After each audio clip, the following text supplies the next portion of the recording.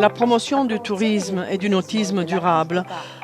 fait partie intégrante de l'agenda 2030, non seulement s'agissant de l'objectif d'atténuation des charges anthropiques sur l'environnement, mais aussi s'agissant des éléments moteurs de l'économie qui sont autant d'outils pour créer de l'emploi et stimuler la valorisation des cultures, des productions locales et du capital naturel.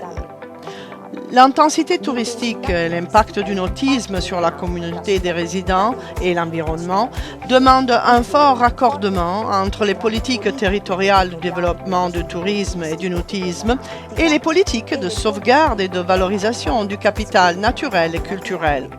Par conséquent, il est nécessaire que les organisations privées et publiques opérant dans ces domaines intègrent des personnes en possession de compétences particulières et d'une vision unique du futur de leur entreprise ou organisme ainsi que du monde environnant.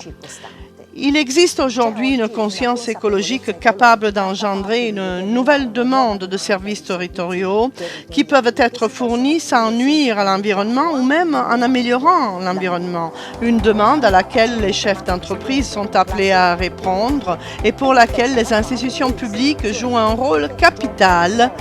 en vue de promouvoir l'économie circulaire en adoptant une approche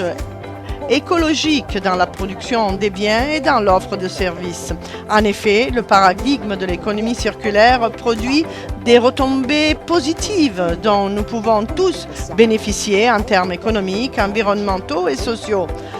Nous devons y être préparés et les politiques territoriales peuvent nous indiquer la bonne direction à suivre.